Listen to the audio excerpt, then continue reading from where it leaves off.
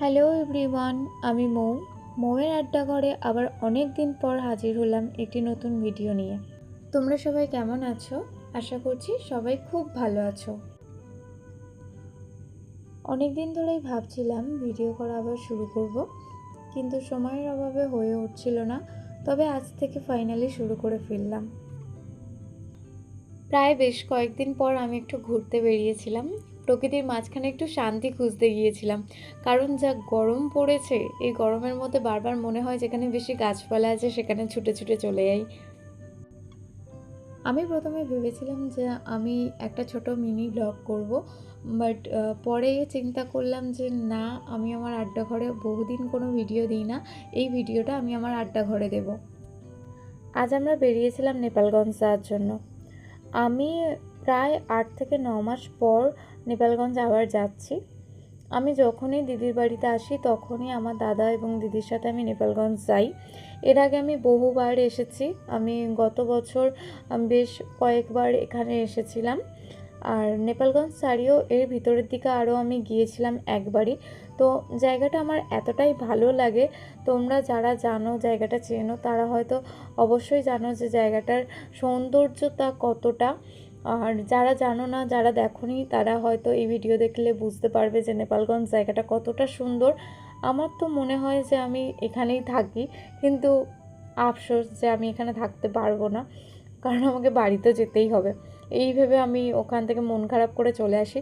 আর এবারে তো সবথেকে বেশি মন খারাপ হয়েছে একটা বিষয়তেই, যে আমাদের হাতে বেশি সময় ছিল না ওখানে দাঁড়ানোর। এই টাইমটাতে গরম খুব থাকলেও বিকেলবেলার টাইমটাতে এই নেপালগঞ্জে এসে তো আলাদাই একটা শান্তি পেয়েছি। কারণ এই টাইমে এখানে ধান কাটা হয়, তো ধান কেটে সেগুলো ঝাড়ছে সবাই, সেগুলো আমরা দেখতে পেয়েছি। আমি আবার নিজে হাতে করে রাস্তা থেকে কুড়িয়ে নিয়েছিলাম ধান, একজন কাকুর থেকে চেয়েই নিয়েছিলাম, অবশ্য কাউকে না বলে আমি নিইনি। তো আমরা এবারে একটু বেশি ভিতরের দিকে গিয়ে দাঁড়িয়েছিলাম। আমি এই প্রথমবারই এতটা ভিতরের দিকে এসে দাঁড়িয়েছিলাম। তো আমার দিদি দাদারা এর আগে এসেছিল। তো আমার মানে খুব ভালো লাগে জায়গাটা। আমার বারবার মনে হয় যে আমি এখনও অবধি যে এই ভিডিওতে এডিট করতে বসেছি, এই টাইমেও আমার মনে হচ্ছে যে আমি ওখানেই যেন চলে যাই, কিন্তু কি করা যাবে আর। যাই হোক, আমার একটাই আফসোস যে এবার আমরা বেশিক্ষণ ওখানে থাকতে পারিনি। বেশ কিছুক্ষণ যে থাকবো সেই সময়টুকু হাতে ছিল না। মাত্র 30 মিনিট মতন আমরা ওখানে দাঁড়িয়েছিলাম, দাঁড়িয়ে নিজেরা কিছু ভিডিও করেছি, করে ঘুরেছি, ছবি তুলেছি 3জন মিলে। তো এইভাবে চলে এসেছি। আর পরে আবার যেদিন যাব, কাজ ছুটি থাকবে, সব কিছু বন্ধ থাকবে, সেই সময় আবার গিয়ে ঘুরে আসবো। কিন্তু এই গরমের সময়টা বেশি ভালো লাগে ওই জায়গাটায় যেতে।